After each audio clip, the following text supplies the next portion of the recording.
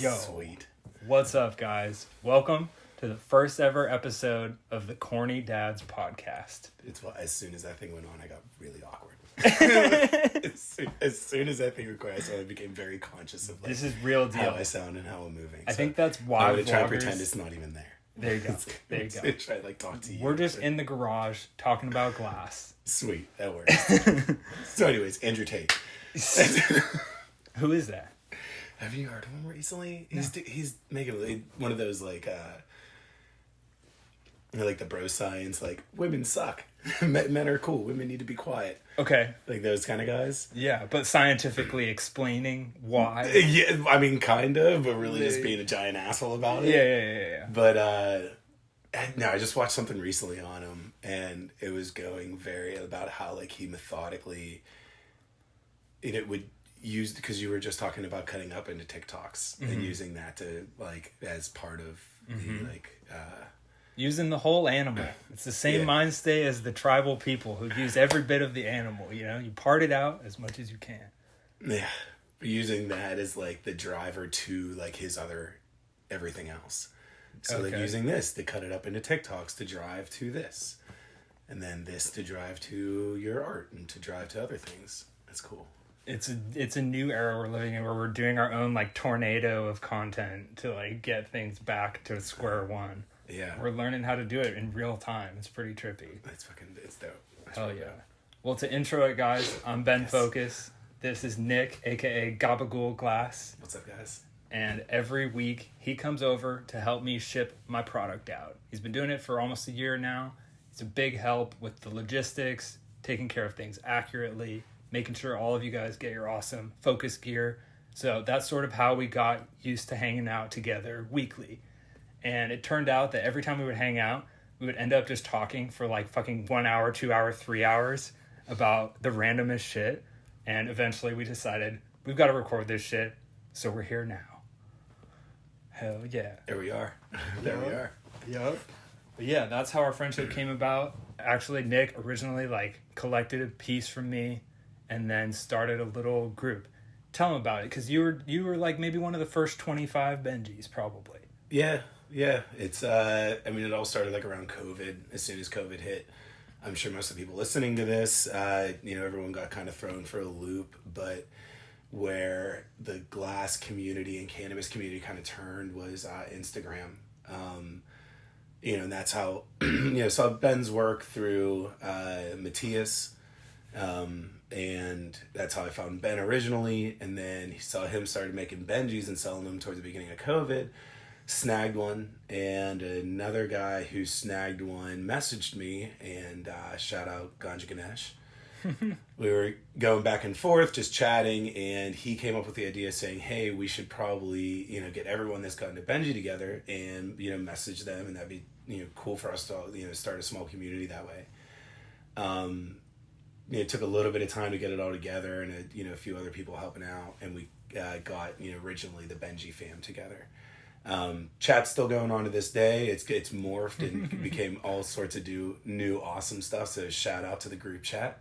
Love you guys. Hell yeah. It organically took on the form that it needed to maintain what it was originally, which is a spot for you guys to hang out when you couldn't actually hang out. It's a spot to share dabs, share things you like, and just be together in a new way that you found to fill that need. I mean, I could go on and on. There could be an entire 2-hour podcast about the healthy community that you can grow online. Yeah. You fight it because it sounds cheesy or sounds a bit corny that you're finding this a group of like-minded people online, and not in real life. But it's been a serious day-to-day help. I think we talk about it in the chat a lot, saying it's our rudder. It's that thing that we know no matter what. You can open up and just see a few friends. The mood's probably going to be pretty light. If you do have an issue, you can bring it up, and it's a bunch of guys that are going to tell you that you're awesome and help and do whatever they can to make sure that you're back on track. Hell yeah. But yeah, and then it's kind of like what you were saying about Andrew Tate swirling his content into each other. It's kind of like the real life interactions that spawn in online interactions, which then lead to real life interactions. God, yeah. Like usually walking in and meeting you. Yeah, exactly. Like usually it's like you meet first in person, then online, but now there's so many complicated versions of that it's worth like harnessing it when it's valuable and when you can meet dope people that are like-minded and like make you feel cool. It's fucking cool. I think one of the like kind of cool parts about that is whenever you finally do meet someone in person after you've talked to them online for a while, you would think that like, oh no, I'm meeting someone for the first time in real life. This is going to be weird, and you have the same like anxiety leading up to it. Yeah. But then like it's that moment that you meet them in real life, and you're like, I know you. Yeah. Like no, we already know each other. This is actually you kind of seamlessly fall into it. Yeah, like we have the first sort of opportunities of that. That's I think why like our parents and those generations like are still a little stranger danger about it. They're like, we don't understand that you can know someone before you know someone. But we both experienced it enough, like just being online, and it's like, yeah, you fucking know them immediately. You know like 50 things about them. You like know them better than family. Right? You really fucking know them. It's like you might be like, oh my god, you're about 3 feet taller than I thought you were because I only see you chest up. Yeah. Yeah, or just faces look different. Yeah. Faces have different quirks, and you're like, whoa, okay. Like, yeah. But that's about it. You know, Yeah. you know their speech patterns. You know, most of their mannerisms. Yeah, you know what fucking memes they're gonna like. You know, oh what music my god, they're you know their sense of humors. Yeah. Yeah, hell yeah. Their collection, their favorite piece. You're like, oh, I bet you have that thing. They're like, yeah, I do. Yeah. That shit's cool. I mean, a few of the guys from the group chat have gotten the wonderful opportunity of actually meeting them in person, and it's been the same every single time.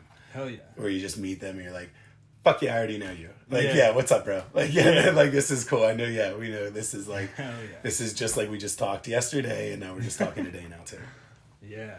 So that's how Nick met me in person. We were doing a little market pop-up where we sold clothing for my brand Very Faf, and we did that in downtown Portland near Produce Portland, the old store that was up that's no longer around, R.I.P. Damn. Yeah. Chinatown's. Yeah, sketchy. I mean, they had the worst location. I love you guys, but... Well, I don't even need to say you guys anymore because apparently there was inner beef. We're airing it out on the podcast. Oh, shit. Yeah, there was creative differences between Produce Portland. It's okay, though. Man. Wyatt's my man. He's a good know all about those creative differences. For real. all about those. And I was thinking that could be an episode, too. That's true. Where did Labyrinth Seeds go? We don't need to air that out today. Labyrinth Seeds is still going strong. Check them out. labyrinthseedco.com. Yeah, sure. They're awesome. There you go. You can get reputable, awesome seeds to do great stuff. Check them out. Okay. Well, yeah. So Nick came through the market. We met, and from there we hung out a little sporadically, and I just got to know Nick as a person, and he showed me how fucking loyal and trustworthy and also funny and awesome and cool he was, and it just hit it off from there. Started to work for me, and now we're here. Yeah. And you blow glass now, too. Yeah, I guess I do. Technically. Technically. I will say, like, meeting Ben for the first time, there is, I agree that there is that, don't meet your idols or never meet your heroes or whatever, because I have met people that I've, looked up to or idolized online, and it's like, oh man, okay, should not have actually like sat down and chatted with you for a bit, realize how much of a psychopath you are. But I will say that Ben's the opposite. It's been one of those people who I was inspired online by, and now transitioning to being inspired, in real life. Personally, like, if you ask me, I'm a lazy person. Just off the bat, I know that it takes a lot for me to get motivated. It takes a lot for me to get up and do stuff. So I like to try and surround myself with people that is the opposite for them. It's actually hard for them to slow down. And it's been super rad getting to know Ben and getting to watch, his work ethic and the mindset he brings to his business, not just artwork, but business, because those are two very separate things, which I'm sure we're going to talk a whole lot about throughout, a bunch of these episodes. But yeah, it's been super inspirational and very, very cool to be able to be a part of this and, thank you, brother. Do stuff. Thank you. Appreciate it. Nick's too kind. What he hasn't shared is that behind the scenes, it's a mess like anything else. I'm not perfect. And Shut the fuck up. No, it's perfect. Yeah. Everything is sold. There is not a single thing behind this camera. And it's I never freak out. Completely clean. Yeah. And I never freak out or worry ever. Yeah. It's rad. Yeah. It's rad. Yeah. So life is easy. Stone. It's always easy. Imagine whatever you imagine is exactly how it is. Yeah. And we never talk about being upset either. Never. No. Awkward podcast moment. Speaking of being upset, you got to get it real nice and close so they get the crispy. We're drinking on that lime seltzer. Shout out to Royco Glass, a big inspiration of mine. A fellow person who drinks beverages from a can. His are usually alcoholic, actually always. If you know Roy, starts drinking at 9 a.m. Shout out to you, Roy. Yo. But yeah, we're drinking beverages too, man. Just lime Polar seltzer. It's the cheapest one at Fred Meyer. Pretty bomb though. But yeah, speaking of being upset, I almost got scammed for the most money that I've ever sold a piece for. Jesus so I wanted to air that out a little. Yeah. And you already know basically the situation, but I'll rehash it here for you guys. So I've been using this new app called GlassPass, which, by the way, shout out to GlassPass. This is separate from them, what just took place, but it did happen at the same time. Yay. GlassPass is good, though, and reputable. But no, they reposted me, and they have a big account with a big reach. And I think at the same time, this person reached out to me about buying one of the most expensive pieces I've ever sold. And I was like, oh, cool. And, dope. It's never like super, it's not usually super quick. Sometimes it is. Sometimes the best sales come through super quick. But doing this for so long, I know that a lot of different sales take different levels of attention. And doing what I do, you have to become accustomed to giving it whatever attention level it needs, roughly. You got to keep your boundaries with what you want to live your life like, but then to really make some sales and provide for yourself and your family, you gotta get used to people sometimes oversharing, sometimes requesting preferential treatment. So, what would be a super easy sale for you? What's something like the bread and butter that can come in and out? You mean item or method? Method. The easiest sale for me, method-wise, would be I want that Cash App ready. Someone who's already been browsing my page, who sees the various payment forms I take, has maybe seen that Cash App is my preferred. On top of that, sort of one of those people who can kind of tell when something is probably available. Because that's another thing I try to give people grace on, is I'm so in it that it's there's a dibs post, there's no dibs, that means it's available. Reality is that different people have different relationships with Instagram, and probably people who have a healthy relationship with it aren't obsessed with it. So when you're not obsessed with it, you can forego some of the things that might be normal for me, and you might see that post and be not sure. So that happens, and I've found it's best to be gentle with those people, because it can get really frustrating when you're like, yeah, motherfucker, it's available. What the fuck? So, it is tough whenever you live on Instagram. I mean, your business is Instagram. Yeah. Your daily life is Instagram. There can't be a day that you don't open the app. But then you have other people who are a trucker. Right. A trucker who thinks your stuff is dope, and they fucking get on after a week on the road. Yeah. And have no clue what's going on. How can you blame them? I've had people just send payment too for things that are already sold. They see the spiel that says okay, blah blah blah, send payment, and without dibsing or anything, to just actually send the payment. Those are more dope, because then it's yeah, you can talk your way through it or whatever. Yeah. But that's the easiest way, is when there's those sort of just hit you in the DMs. Yeah, the like-minded people who kind of have a healthy reverence for what goes into making sales on Instagram. You don't need to be obsessed with it, but if you do it for a little while, you can tell what is sold, what isn't, and sort of the preference of the artist. Like Bubbles the Butcher, you're probably going to buy something through auction. You can kind of tell the more you follow people what their preferred way of doing things is. But yeah, anytime someone just says Cash App ready, that's the easiest for me. It's boom, 5 nice. Shipping, let's go, boom. But then there's so many different, maybe not so many, but maybe even up to a dozen different ways that people will try to come through. There's the old local hustlers who want to buy something for $20 and they're I'm in Portland, I got cash, let me, and I'm dude, come on, man. Like, I appreciate y'all, but the fact is, I'm a family man, busy guy, and live 45 minutes. A little past that now. Yeah, like, it just doesn't line up, but, you know.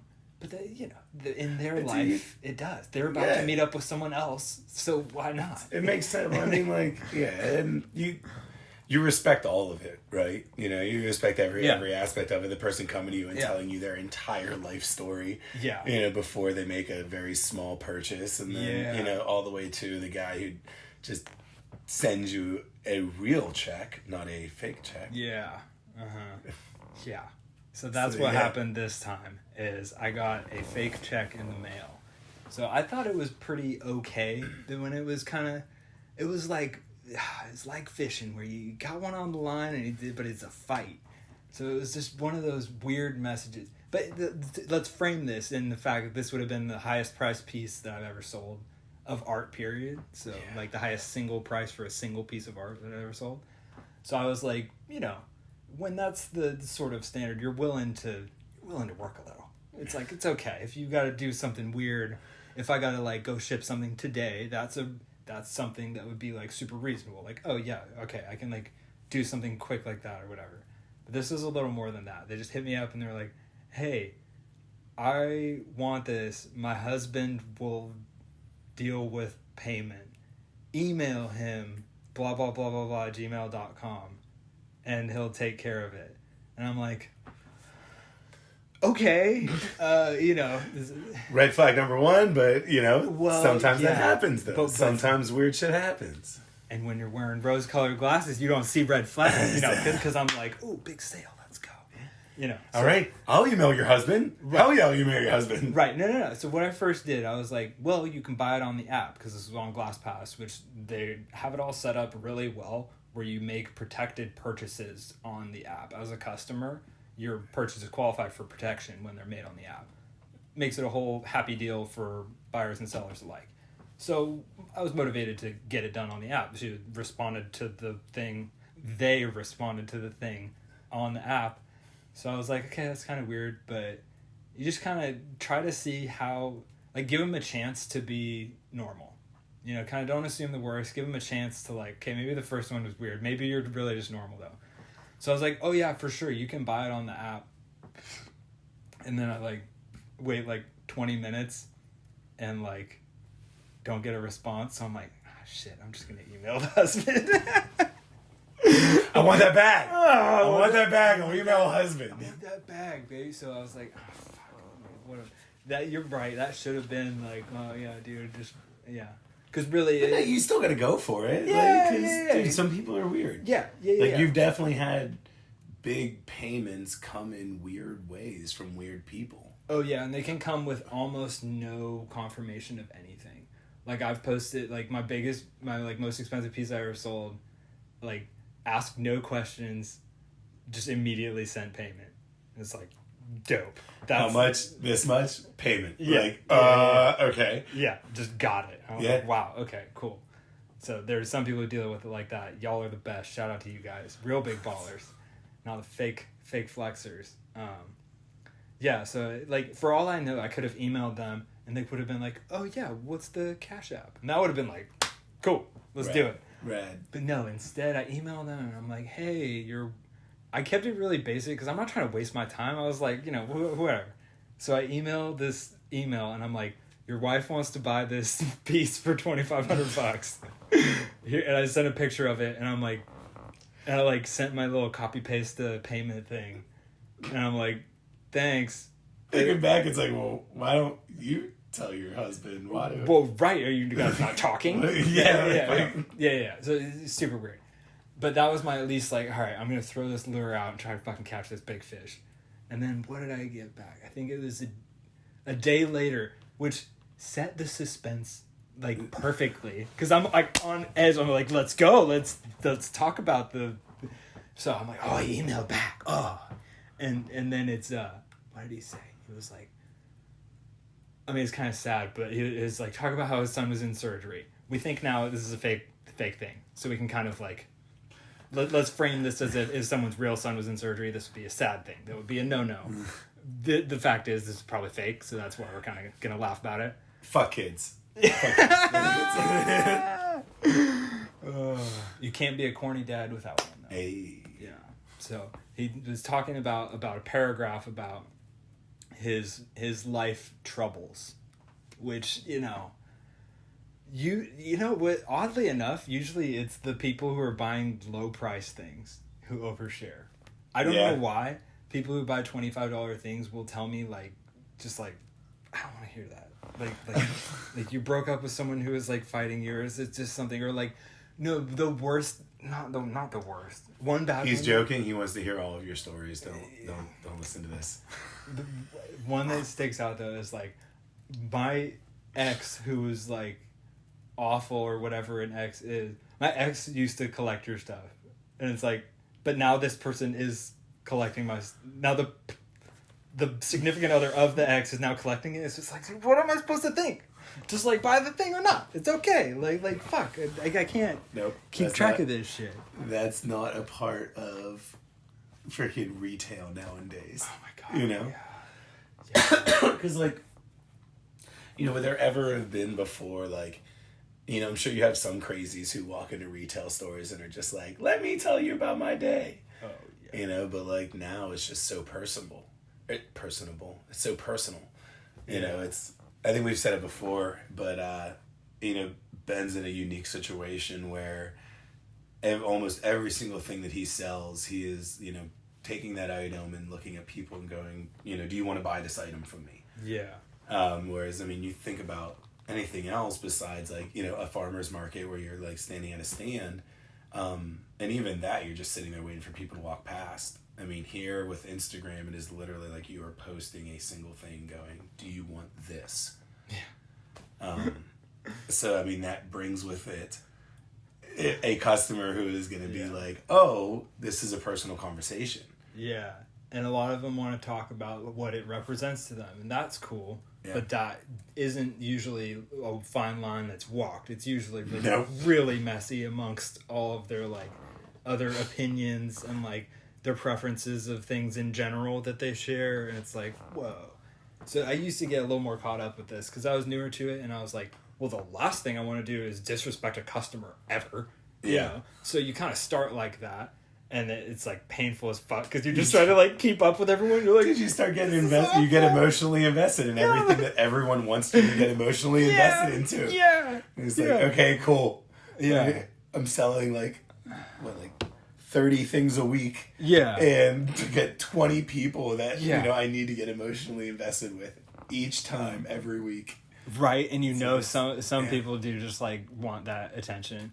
And that's cool. If you do it in the right way, I actually will be not only okay with it, I'll actually be interested in it. So if you kind of approach it in a way that's mutually interesting, or maybe asking some of my perspective at the same time, I do that with people, and that can lead to actual online friendships. It's just sort of a specific way that some people do it, where it's they just talk about themselves and nothing you say really changes anything. That's a little less palatable. Verbal vomit. Yeah. Verbal vomit. I'm just going to look at you, empty myself and woes onto you, and then move on. Yeah, but that because you've connected with people like that too, and it's because you engage with them in a way, like you're talking about bubbles. It goes a long way to treat people like a human. Yeah. There you go. 23, 25. Shit. Yes. You're done. All right. So the scam. So fuck. Then he emails and he was like, okay, I'm gonna. I framed it in the vision of this person's rich on the end of the line. They're just waiting to send me the money. And he was saying stuff like, oh, after my son gets out of surgery, I'll send a check via UPS Express or something like that. And it was something where I'm like, okay, but mind you, this is a little bit out of the bracket that's my bread and butter. So if we're in the 25 to 1,000 bracket, I roughly know all that goes into transactions like that. But this one was 2,500, so it's a little bit above. So to me, it's like, well, maybe I have something to learn about this level of transaction. Yeah, like maybe just like, yeah, you're not like, people aren't comfortable with sending that much through, Venmo or whatever. Yeah, and I could have cross-checked with a peer or two, which would have been a good idea, which I can do next time, whether this was like seemed normal or not. But this was a little out of the, like, off the beaten path for me. So I'm like, okay, let's see what you got. So he's like, yeah, I'm going to send a check via UPS mail. So my dumbass gives him the address, and I'm like, bet, send it through. Let's go. And then I don't hear from him for like 2 days. And I'm like trying to just kind of put it out of my mind, because I know that's kind of how I've learned to like deal with the big sales. Is like, it's so awesome when you, as a small business or artist, when you make a big sale, I mean, we're joking, but like, it's quite literally like life-changing, like in a little way. It changes your life if you make like a huge chunk of your monthly thing you want to buy or thing you want to earn. So fuck, where was I going with that? I was just patiently waiting, knowing that like, you don't want to obsess over things. You don't want to like hound people, definitely. So I was like, okay, whatever, put it out of my mind. And then like 2 days later, he's like, okay, the check's gonna show up today or something. He sent the tracking number. So I'm like, oh, baby. We're in the money. Yeah, going out to dinner tonight. Come on. Yeah. Like, oh, fuck yeah. So I'm like, okay, well, if there's a tracking number, I was like, oh, we're straight, dude. Let's go. Yeah. What are you gonna send? Like something fake? Come on. What? No, there's no way. Oh my god. So luckily I didn't reschedule my life to like be here to get the check, because I was about ready to be like, oh, I like need to be home so I can get the check. Like, I've gotten like high ticket packages where you have to sign this shit. We all have. But yeah, so I was like, okay, I'm checking the tracking, and it's like, oh, it's gonna come today, and it's Saturday, and I'm like, oh fuck yes, the check's gonna come. And then I'm like playing with the kiddo, see the UPS truck pull up, and I'm like, wait, so they sent it UPS? Yeah, it's hella sus. But so they paid for it. Yes. But so from the scammer's perspective, though, there's different levels of like legitimacy that you can fake. So some ways become advantageous to faking it, like using WhatsApp with a fake phone number. Like, there's different ways that like are easier to fake this or that. So probably it was less stringent on like what address was the original, or some part of it was probably a channel open to flow a scam through. At a level of legitimacy. If he's willing to like pay UPS, a private company, to send it versus like just dropping a check in the mail. Straight up. So that was another like green flag for me, because I'm like, oh, if you're getting scammed, usually nothing happens until you, being the one scammed, send money. That's like kind of a classic scam to me, is like, someone asking you to send something first. So the fact that this guy sent something, definitely paid a couple bucks at least, like, to send a check, I'm like, oh, this seems legit.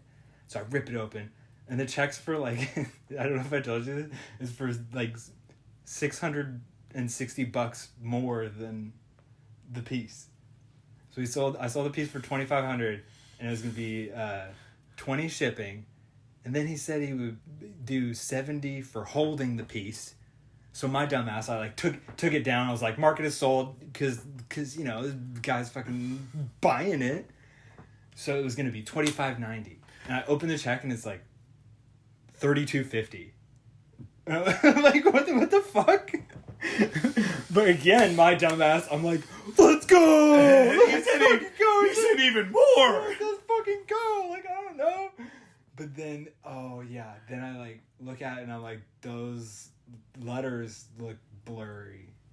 Like, the letters on the check, the where it writes out like 450 cents or whatever. Yeah. Like, that shit looked like blurry. So then, and then he started to call me. So he like called me, and I'm like, oh, I'm not gonna answer because I don't like talking to people on the phone. You never know how they can wrap you up and whatever. So it's like with the kid anyway. So it's just like texted him. I'm like, what's up? Or I think he called me. I didn't answer, and he shortly after texted me, and I was like, oh yeah, I got the check. And I thought it was normal, because usually they'll, like, if you're plugged in on the app, it'll, like, say your package to so-and-so got delivered. Yeah, on Glass. So that, I was like, okay, whatever. And And I was like, yeah, dude, thanks. I'm going to deposit it Monday. So this is Saturday. The bank's not open. I'm like, I don't know. I'm not going to like worry too much about it. But he was like, can you go to an ATM or mobile deposit it? And that was the first kind of one where I went like, because I was like, why would this matter? If you're a big baller and you're just buying a nice piece, why the fuck would it matter? It's like, you can wait. Yeah, you can wait. But I was kind of like getting pressed by this like high level customer, I thought. So I was like, yeah, like, all right. I never mobile deposited actual money. I just like, whenever you get like a little check for something, I mobile deposit it. But for one with a couple stacks, I was like, I don't know if I want to mobile deposit a check like that. Regardless, I like sign the back, start the mobile deposit. And for the first time in my life, if any check I've deposited, it says like, this does not have an MICR. So I'm like, motherfucker. So I'm like, okay, just take a clearer picture. So I do that. And then no.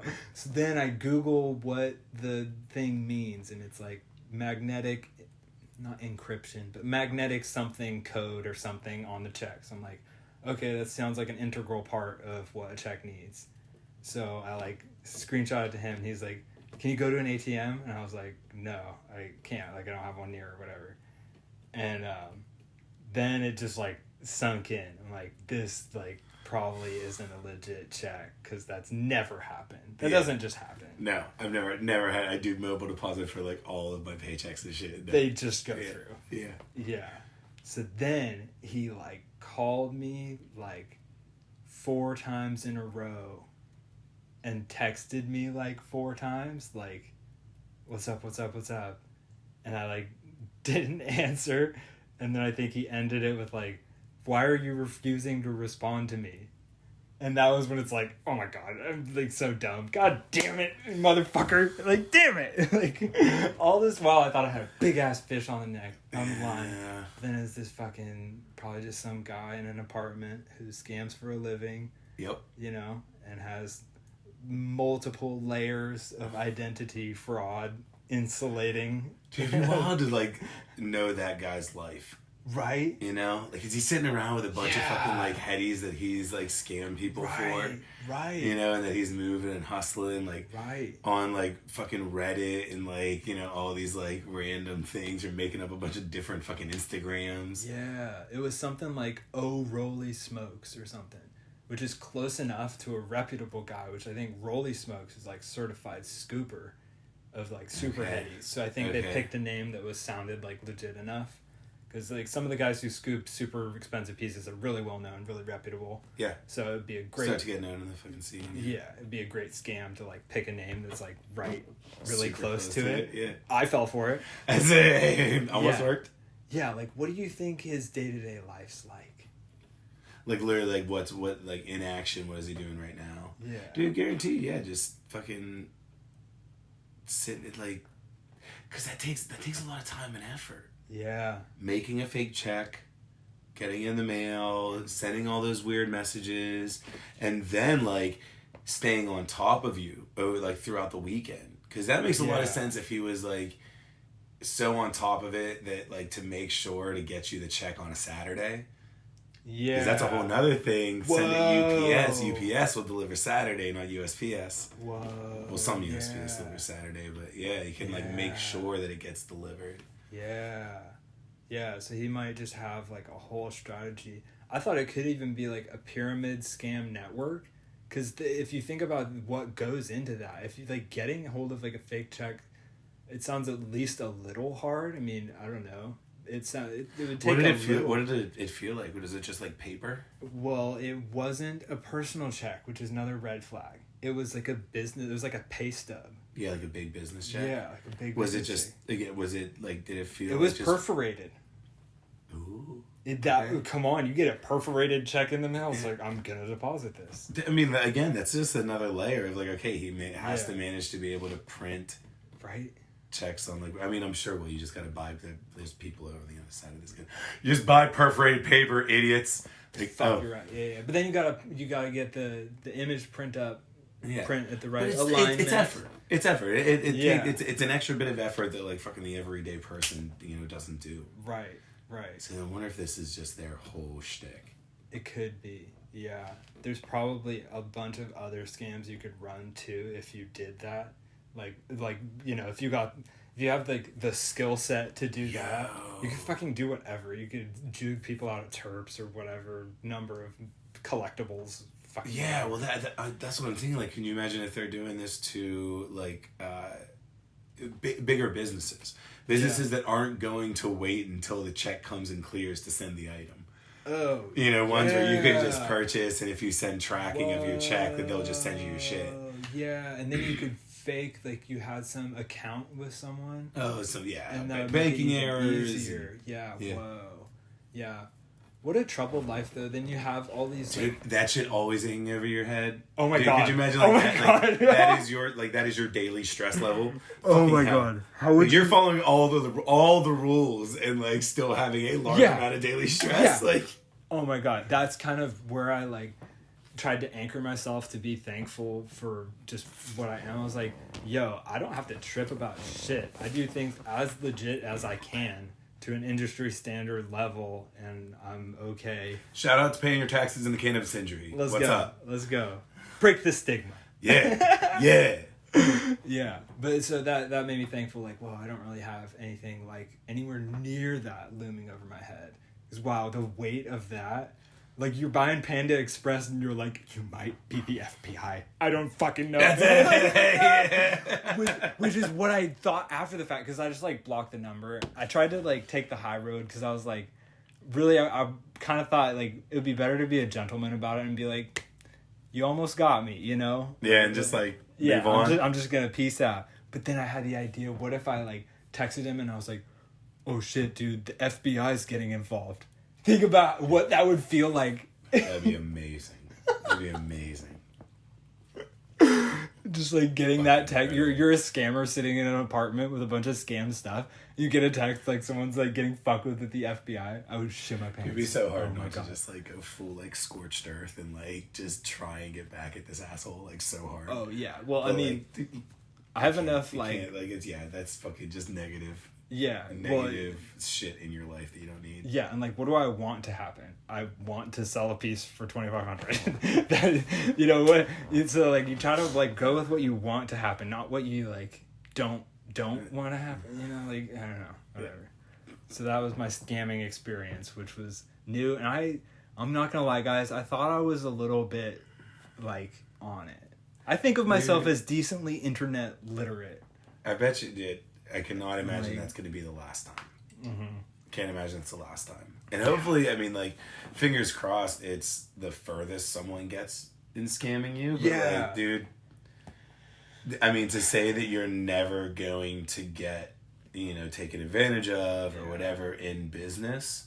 Yeah. I mean, like, it's probably going to happen. Yeah. Right? Some shit's probably going to go down. Yeah. Have you ever been scammed in any way? Like, I don't know, personally or like on the phone or like any weird email way? I mean, I don't answer things enough. Yeah, fuck that. Yeah, like, why would you? So like, oh, that's okay. So the new scam thing. Are you getting these random texts where people are like, hey, let's see it. Breaking news, guys. Actually, Actually, you all probably know about it. I don't. All right. Okay. Random number. Sorry, I am sorting out my contacts. Are you Peter? What's there to lose with this scam?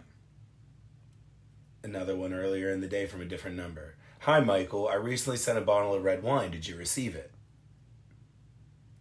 Sus. So it's these very like personable. Oh my god, poor messages. Old people. Shout out to the over 50s and 60s, man. Oh my god, you guys don't... Like, it would be so hard if you're an old person to understand what was going on. How would you not, like, fuck yourself up? If you were an old person getting a text like that, you for sure would think it was someone who you care about. Oh my god. That makes me feel so bad for, like, old people who get scammed like that. Damn. But follow through. What do you lose by what do you? So gonna get your address or something. I know. I think it's a long-term scam. Yeah. So the idea is that they talk to you. That, oh, wrong number. My bad. Oh, so what do you do anyways? And like, you get involved, with this person on like a friendly level, and then something terrible goes wrong. Oh. Just like you're on the hook. You just have a friendship. You're just like we were talking earlier about these connections that we make online. So it's playing off that. Oh, yeah. Yeah, so it's straight up playing off that, going, okay, well, people are making these ancillary small friendships. Yeah. And that's also, like you're saying, that in itself, doing that, making small friendships, is becoming way more normal rapidly.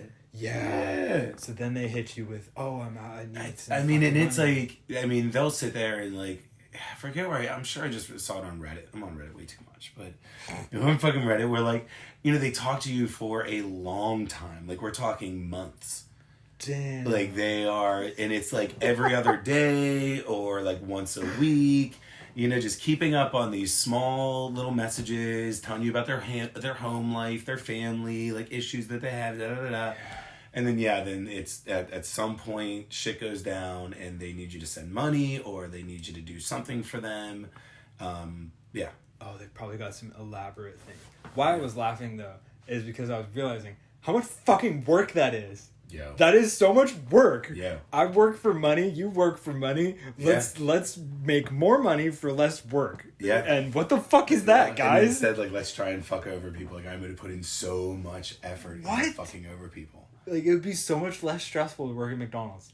I feel like, I don't know. They probably have so much of it going, though, that they probably get a bag every couple days or maybe every day. Yeah. They probably have 90 people on the line. Or it's, like, super sketchy shit where it's organized crime is in charge of it and you have a bunch of people that are, in some factory somewhere with, like, 13 phones in front of them. Yeah. And they're just sitting there, like, going through their just, like, list of messages. You open up the message, see what you sent them the last few times, give them a little update, move on.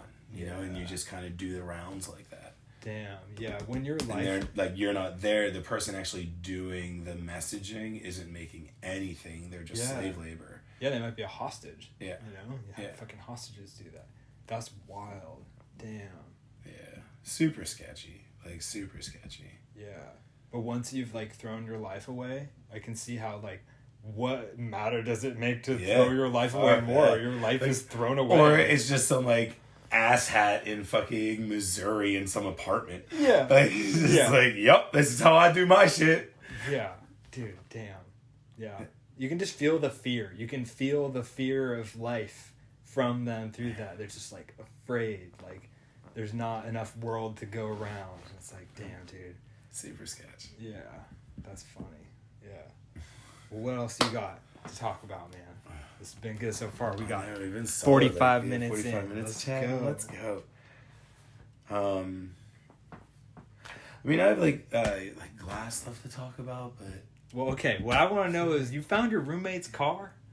Yo, Tell us about that. Yo, that shit was wild. So, I live in Portland, Oregon. We can just kind of leave it at that, but we live in, the general area of Portland, Oregon. Shout out to Portland homeless people. Y'all are crazy. Wilding out. Yeah.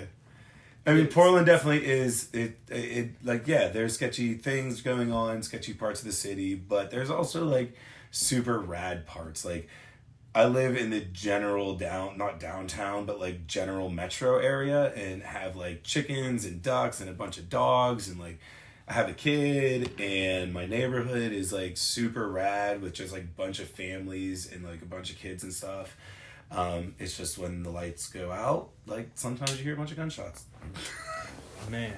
Hey. So how did you notice it change over the COVID years? Because that had to have marked a pretty significant difference. So not to get, like, too crazy into it, but, like, the real big thing was the housing market in apartments.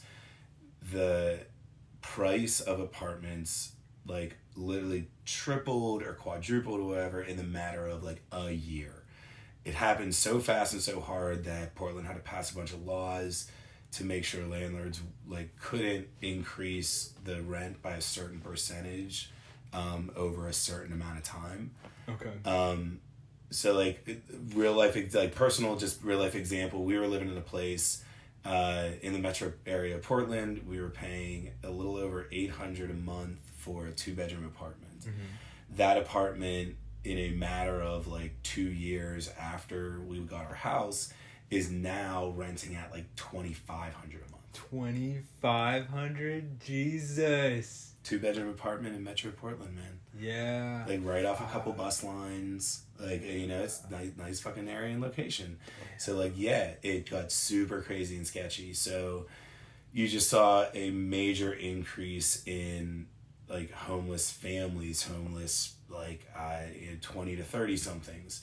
And once that starts happening and Portland gets known for, you know, passing laws that were like, it's public property between the sidewalk and street, so you're allowed to fucking camp there, and police are not allowed to move you. Like, wild. You know, we all have our opinions on police and all that sort of stuff. Like, you know, we'll maybe get into that later, but like, you know, you gotta at least go like, damn, if there's a bunch of homeless people straight up building structures to live on the area between a person's house, the sidewalk, and then the street, and they're catching on fire on a daily basis, they are, you know, legit, definitely, like, this happened the block down for me. People like built a thing and then just started using the street as the bathroom and were like shitting on the sidewalk, and we were having to clean it up. Yeah. That really takes away from the argument of doing things out of need temporarily. Yeah. Which is sort of a forgivable aspect of this. You know, in a moment of crazy change, it can take crazy positive change to like, yeah, make everything work. Fuck, we got to live on the streets for a little bit to like survive. You know, that can be a legitimate argument for good-hearted people that get squeezed into situations like that. I mean, and like, you can't imagine being forced into that life too. Yeah. Where like you do not have a place to live anymore and you are trying to figure out on a daily basis how to just survive the next few hours, the next day or so. Yeah. So there we go. We could get a heady clapper. Dude, make one. Let's go. I don't know where we left off. We got to set our camera settings so that it allows us to film more than 25 minutes. We'll get this all figured out. This is professional production. Episode 1. Be no problem. I think we've talked about 16 fucking topics so far too. For real. I'm sure we'll get fucking way more focused eventually. For real. No, but the big difference for me was like, as a kid, homeless people were really recognizable as wearing tattered clothes that were usually brown or dark green. Now, the situation in Portland is anything but that. Now you have people who actually literally still hold legitimate jobs. Yeah. Like, they just can't fucking afford housing. Yeah, or they've chosen to allocate their funds to like taking care of maybe they take care of their family instead of having a house. Like it's there's a lot of situations that we can give people grace for that push them into situations like that, but it can't be overlooked that there are people on the other side of it taking advantage and causing real pain and suffering to like more people than they're helping. Yeah, like you see some people who are just like, you know, setting up a tent, moving their shit, trying to survive, and then you see other people who like get a shitty van, throw up like a wooden structure on the side of it, completely taking up an entire like city sidewalk. Yeah, where like you like literally there's like businesses and shit, and like you can't walk on the sidewalk anymore because someone set up their life and is now trashing it. Yeah. Like, it's even, like, I give so much grace to the, like, there's an RV that has been near a post office that I go to frequently that has been there since, like, pre-pandemic. I might actually know what you're talking about, like, because I used to go to that post office. They keep it clean. Like, the whole area around it is super clean. You can walk on the sidewalk past them. He's constantly doing work on his RV. Like, you see him just constantly working on that shit. But there's never trash around. It's beside a like marble business or some shit. So it's like, and it's on the side of it. So it's not even like a high traffic area. Yeah. So it's like, dude, I get that. You can't afford fucking your home. You are just trying to survive. You have an RV that you can live out of and you're just trying to make it do your thing. Rad. Yeah. It's the dude that opened up outside the broken pot shop that like built a fucking wall, and now there is just trash and feces and piss and like just, and you can't even walk there anymore. You can't even walk past. Yeah. On top of that, human aggression. So like, sure, there's all those things you just screaming mentioned, and like, dude. Aggressive, probably holding a pocket knife in a threatening manner. Like, there's all kinds of like weird shit that goes along with that. And when it's a business that's something cute, it's even worse because they want customers to be happy and go get a donut that has a flower on it or something. And outside is this guy like shitting while he's holding a knife up. Like, it's like that shit happens. It's fucking rough. Yeah. Yeah. So, okay, we do gotta say that, but like on the opposite side of that, like my parents were just in town this past week. We went out to eat like 3 different times in like 3 different neighborhoods and had none of these experiences with them at like, you know, super cute little boutique like bow shops and like, you know, like Thai food and like made like wallets at a DIY place you can drink beers at. You know, like, so, like, it's rad here. It's a super dope place. I have this, like, thing where I feel like I have to defend Portland every time I talk about it. I know, it's not a good sign. Portland gets, like, such a fucking bad rap, like, nationwide. Like, fucking, you know, half of our country has decided, like, you know, Portland's going to be our, like, typical scapegoat for anything liberal. Kind of, like, you know, like, the other half of the country has decided that, like, you know, like, fucking Texas is going to be our scapegoat for like, or like Alabama is like our scapegoat for everything awful, like, you know, like conservative, you know. So it's like anytime Portland gets brought up, like, we're suffering. All right, I know, like shit's bad. Like shit, like it used to be a lot cooler and it's not as cool now, but like it's a fucking hot mess. It's still rad though. There's still a bunch of like, I don't know, we live fucking metro. Yeah, live a good life. Well, Nick's someone who looks for the good in things too, so this is why he's able to thrive in such an environment. I forgot that this whole conversation started by you asking me about how my fucking roommate got his car stolen. Yeah, how good's the city you live in, you fucker. Yeah, guys, you know, this city's the best. It's got great people, better pizza, Papa John's. Yeah, no, your fucking roommate got his car stolen. Which, shout out to Bryce. That did happen. Shout out Bryce and Bruce. Yeah, my roommate got his car stolen overnight, like woke up and it's gone. And sketch. We're like outside the next afternoon. And fucking Jen is just, my wife, just looks over and is like, that looks like Bryce's car that just drove by. And then goes, oh, no, it's not. It's Washington plates. And I look at her like, Bryce's car has Washington plates. Then my dumb ass doesn't even think twice. I just bolt through my house and jump in the car. And then so I look over and my 70-year-old dad is running after me and jumps in the car as well. Let's go! To which we get mad, like, frantic texts from my mom and sister going, what the hell are you guys doing? There's 2 men on a mission. Dude, being men doing men shit. Why? Nick's fucking tall, too. So, like, he's fucking moving. He's on a fucking mission. We get in the car and, like, see that they head towards a sketchy McDonald's. So, like, we know, like, there's a McDonald's in our area that you just know, like, shit is always going down at. It's where people are sketchy parking all the time. Like, there's just always wild shit going on there. So we fucking fly over there, and sure enough, a dude is in the passenger seat, and my dumb ass makes the smart idea of like, I'm gonna park and block them in so they can't escape. I mean, power move. Yeah, but they easily could have just been like, fuck it, and gassed it, and like, mind you, I made sure that it was like my dad's side that I put it between the car and me, so like, he would have got him pinned in first. Oh my god.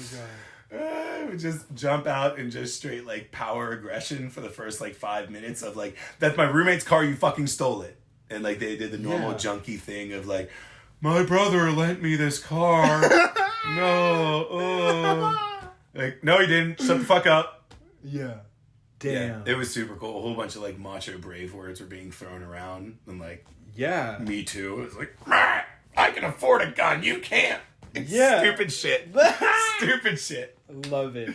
And then like my mindset immediately turned because like I looked at him and was like, why don't you do something fucking good? Like you realize all this effort that you're doing to fucking steal, because like he's getting out and like there's an amp in the back that he stole that like, you know, wasn't Bryce's. There's a bike that's not Bryce's. There's a whole like satchel bag full of the batteries for drills and shit, and those things are like $150 each.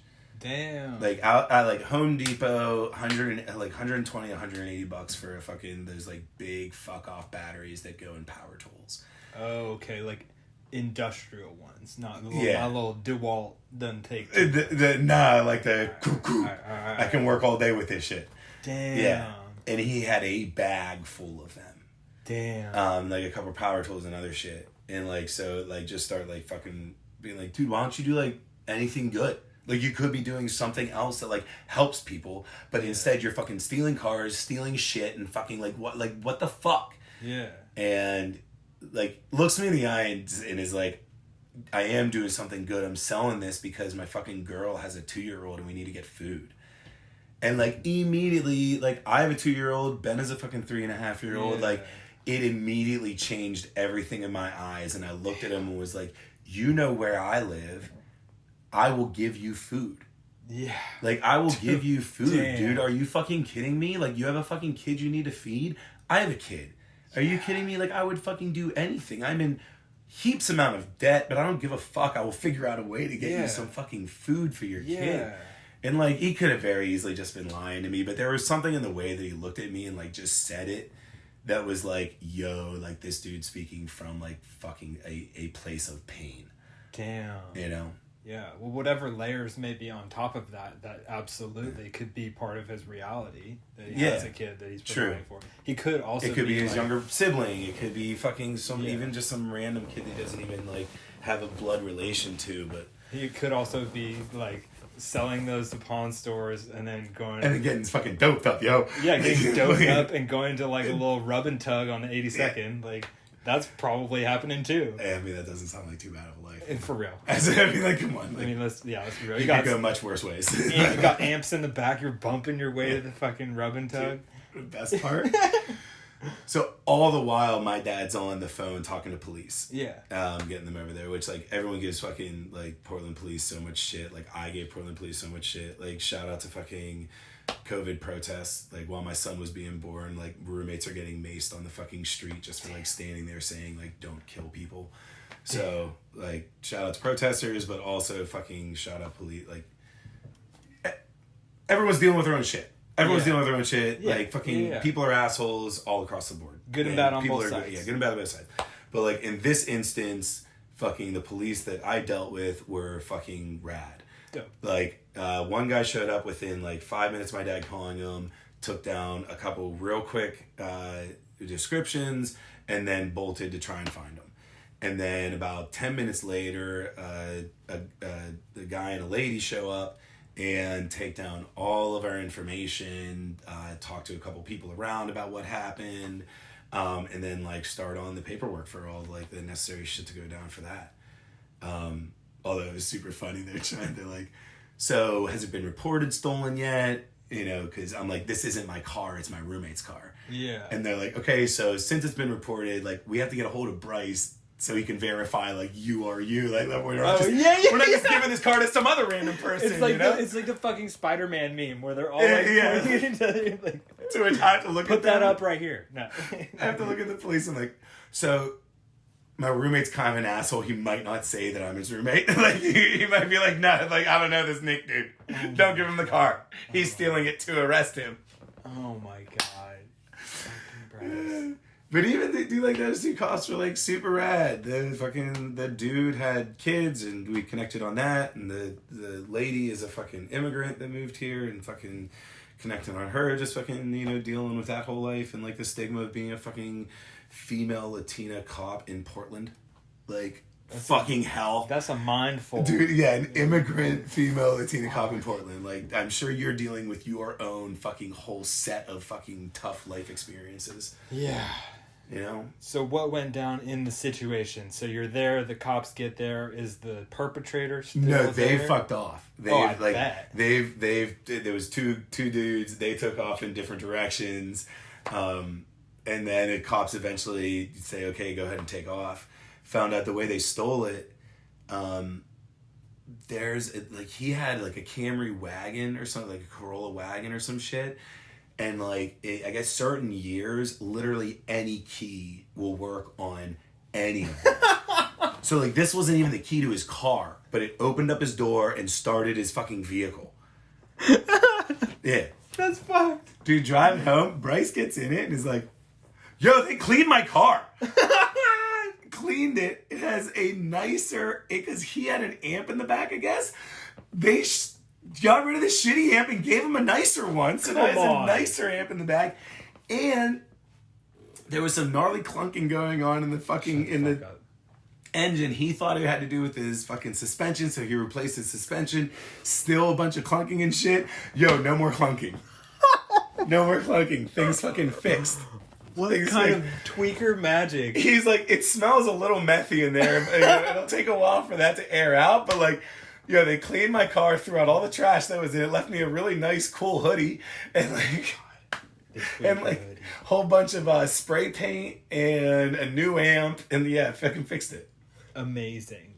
Came out on top. Wow. Not all stories end like that in Portland. No. Shit. We were just blown that they were so fucking stupid that they drove past the same house that they stole from. Yeah. That's just special. Like, why wouldn't you steal it and then just fuck off to the others, like to fucking Beaverton? Right. You know? Like, go to Tiger, go to fucking the other side, like go anywhere else, go out to Gresham, go like just fuck off somewhere else.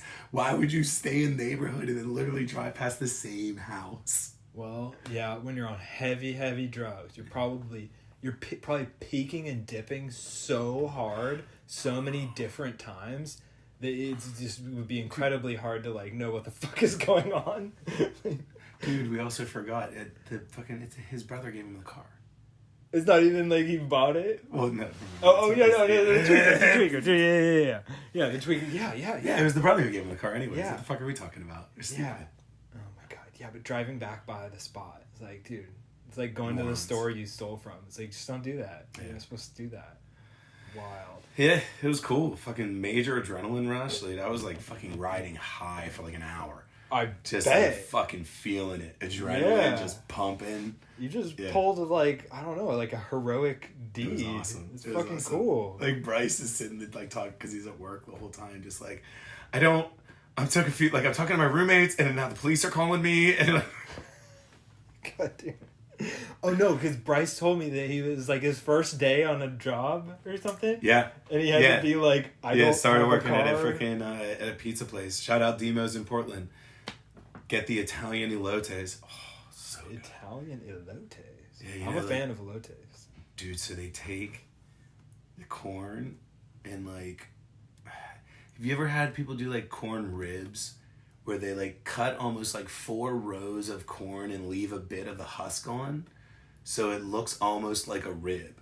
Like you get a bit of the husk on. The middle part. I'm sorry, the core. Leave a bit of the core. Okay. Yeah. So you have like a little strip of core holding like 4 rows of corn. So it's like this long, and then like you have like a hard piece you can hold on to. Then you just eat the pieces of corn off. Tripping. So they do that, and then cover it in like a bit of like the what's the seasoning that elotes is? Like the chili stuff. Tahini. Yeah, so they cover a bit of the tahini. You got really quiet when you started talking about food. Sorry, I know. I'm getting really excited. Sorry, I got very serious. It's okay. So yeah, they do like the mayo and tahini, but then like bunch of Parmesan cheese, parsley, and like fucking oregano seasoning too. Ooh. And like Italian breadcrumbs. Okay. Dude, it is so good. Damn. But it's not pizza. It's just at the pizza spot. Yeah, no, it's a side. Yeah. But you're like, go to Demo's Pizza, their pizza's really good too. Yeah. Bro, but the Italian elotes is the best. Pizza prices have fucking gone up. Everything's gone up. Dude, and like the place we go to, Abby's, it's like $34 for a big pizza? It's bullshit. It's like, what? Dude, how did that happen? Supposedly, like huge corporations, profits are up 40%. Like in this past year. You can lean into it if you're smart enough. You price your things up. People are like, "Oh, it's just inflation." Really, you're just gouging. You're just fucking raising prices on us. Us assholes that have to buy their shit to survive. Crazy. Well, I hope Bryce gets good love at his new job. Evidently, he's loving it. Good. Yeah. Good. I hope his car doesn't get stolen again. How are you doing on time? Good. We should probably wrap up. It's almost 4:00. Well, that means we don't have to tickle the camera again. Sweet. Thank you guys for tuning in to the first episode. We'll learn from it. We'll get better. We love you guys. Stay focused.